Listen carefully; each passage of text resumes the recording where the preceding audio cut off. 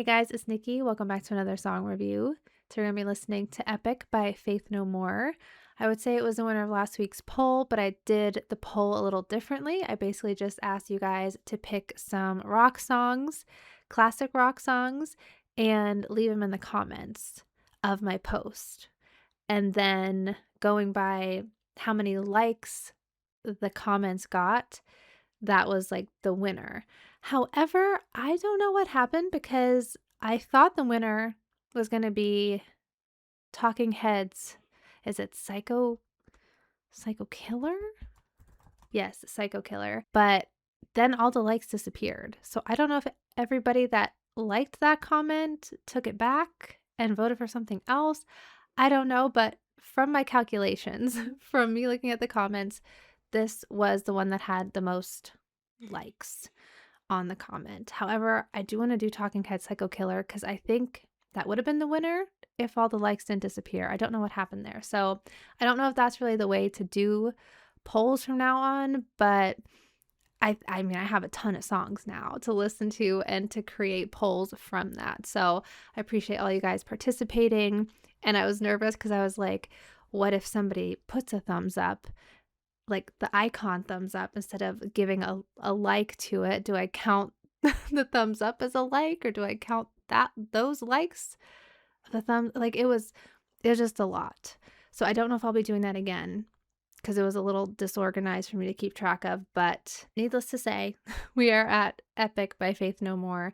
And going into it, I want to say I'm not sure I know this song. It sounds familiar. Like the title, Faith No More Epic, it sounds familiar. But I don't know. I don't know what to picture in my head right now. So I'm going to stop yapping and we're just going to find out if I know it or not. Let's pop our headphones on, turn it up, and here we go.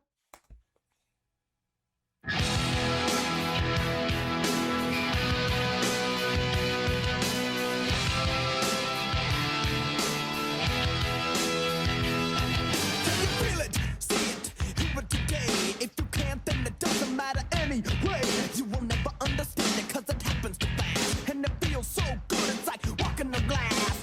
It's so cool, so hip, it's alright. It's so groovy, it's out of sight. You can touch it. Okay, so far I don't know this.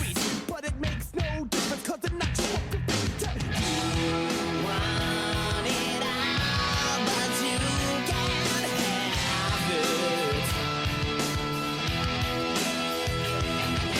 Crying, bleeding, lying on the floor, so you lay down on it and you do it some more. You got to share it, so you dare it, then you bear it, and you deserve it. You want it all, but you can't have it. My goodness, that voice. It's in your face, but you can't grab it. It's alive, afraid, a lie, a sin. It's magic, it's trick, it's a loss, it's a win. I've never heard this before in my life.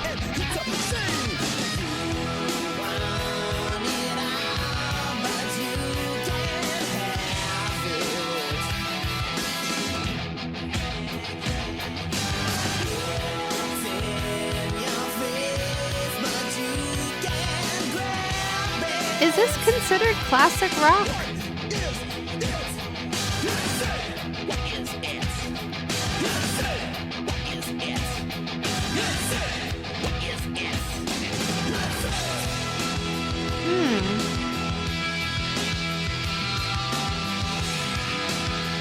Faith No More.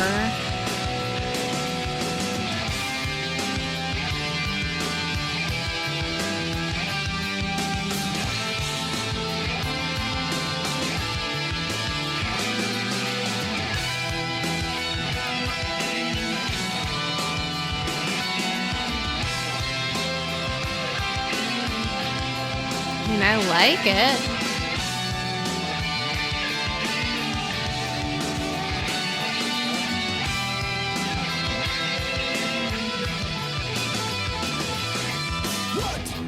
Very cool.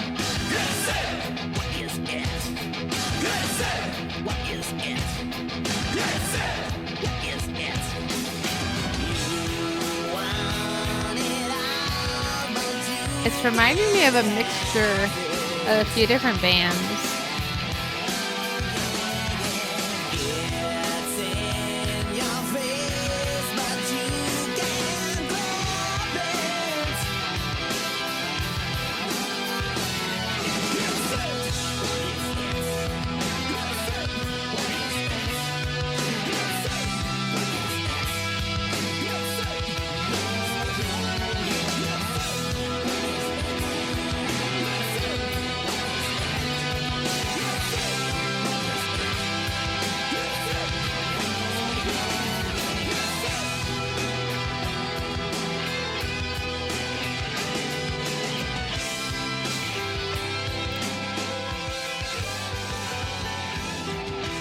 No, poor fish.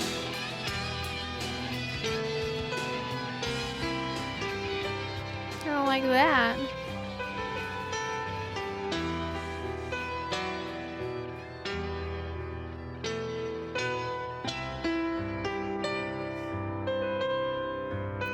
Piano is unexpected.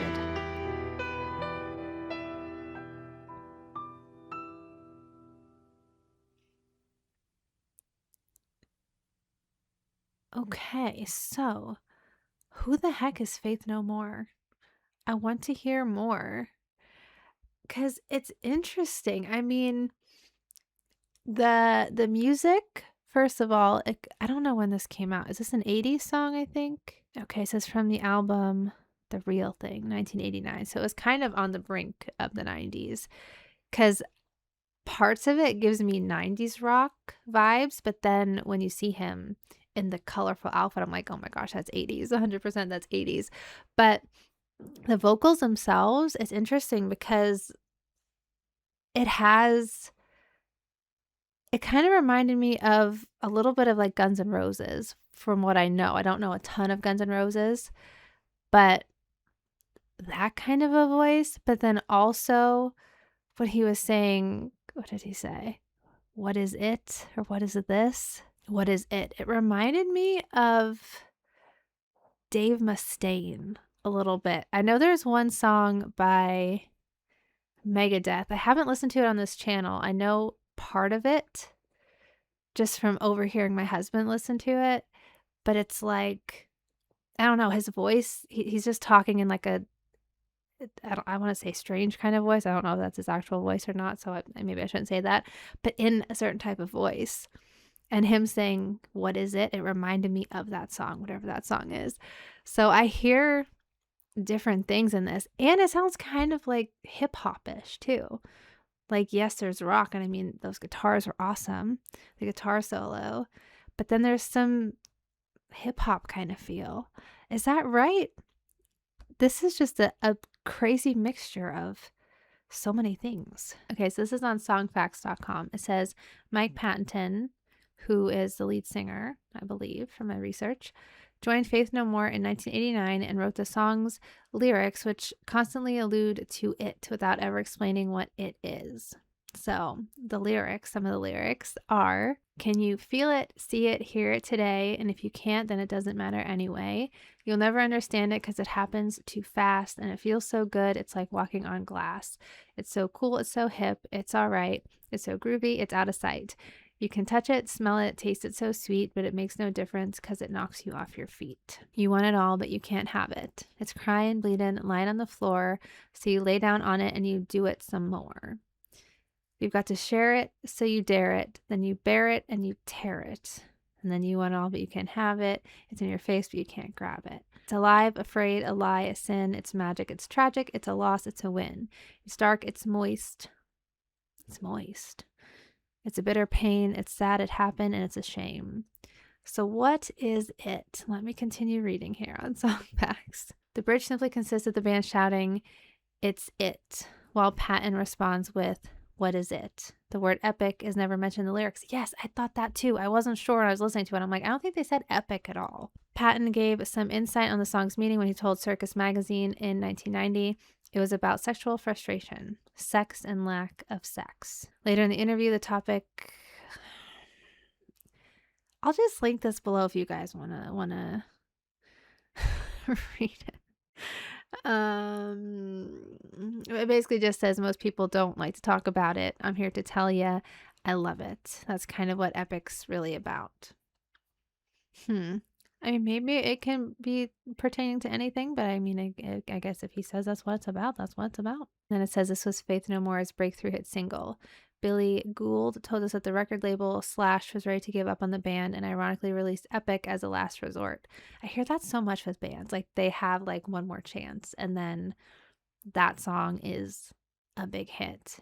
At the time, it was our favorite song on the album, but no one from the record label seemed too interested in it. In fact, we had done a video for From Out of Nowhere, which didn't get much traction, and the label told us, hey guys, the album didn't work. We'll do one more video for whatever song you want. So we picked Epic because it just felt most natural at the time. We had very little expectations of it becoming a commercial hit. That's crazy. Yeah, I definitely did not hear it before. I thought like I heard Faith No More and Epic together.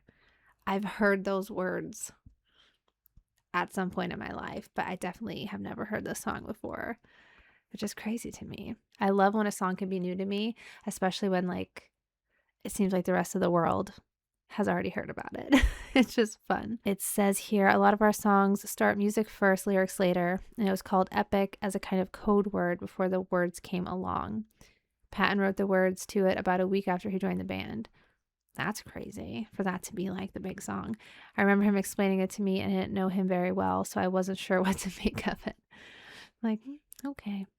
The song blends funk, rap, heavy metal, and classical music. It's credited for laying the groundwork for the development of the nu metal genre. The video was inspired by the Spanish artist Salvador Dali. It ran constantly on MTV and featured an exploding piano and a controversial image of a dying fish. Yes, I did not like that part. The fish belonged to the Icelandic singer-songwriter Björk, who was given it at a poetry recital in San Francisco. She later passed the fish on to Faith No More at a party in Bottom's house in Berkeley. Bjork would never see that fish again. How do you just hand a fish over to somebody? Be like, here you go. Faith No More guitarist Jim Martin was a close friend of Metallica's bassist Cliff Burton, who died when the band's tour bus overturned in Sweden in 1986. In the Epic video, Martin wears a t-shirt with the bassist's face alongside the words, a tribute to Cliff Burton. What? I love Metallica. I didn't catch that. Let me go back and see. Oh, yeah, I see it. I'll do my best to skim the video and pop in a picture here in case you guys missed it too, but that's really cool. That's nice. Okay, hold on a sec. I'm looking on Genius now. And it says the band upset animal activists because the music video for the song featured a fish out of water flopping around. Originally, it was believed that the fish died, but the band later reported that in fact it survived. Okay, well, that's good. There were also rumors that the fish belonged to Icelandic singer Björk, but that was not true either. Hold on. This links a source. Okay, so Genius linked me to a different website talking about a movie, but apparently the director, Ralph Zyman, is said that he got his start shooting music videos for Faith No More. Here he dispels the rumor about that pesky goldfish in their Epic video and a whole lot more. It says, so you're the man responsible for torting Bjork's goldfish on screen in the Faith No More music video for Epic. He said, yes, it wasn't Bjork's goldfish. I hope I'm saying that right. Bjork? I apologize.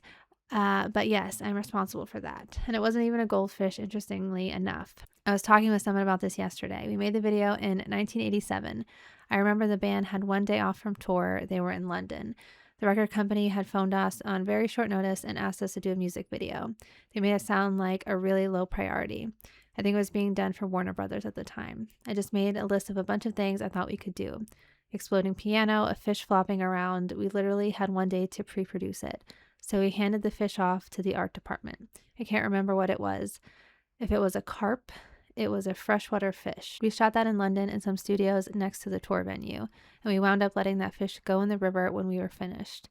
We had a couple of them. We would let them flop around, and then we'd swap it over, and we'd shoot another one. I don't remember what kind of fish they were, but the animal handler had brought them in because they were so feisty. Well, okay, that makes me feel a bit better. I still don't like it, but it makes me feel better that they put the fish back. So you're dispelling a huge rumor amongst Faith No More fans here, revealing that, in fact, it was not Bjork's goldfish. I'm sure you've set the record straight before. And he said, no, I've never even heard that rumor. This is the first time that I've ever heard someone say that it was their goldfish. And then it says that the fish had its own Facebook page. Roddy Bottom has said that Bjork gave them the goldfish, and then a few years ago, Bjork said that they took it from a party and she never saw it again. He said, no, no. Yeah, that didn't really make sense to me. Right away, I'm like, why would you just bring your fish to a party and be like, here you go?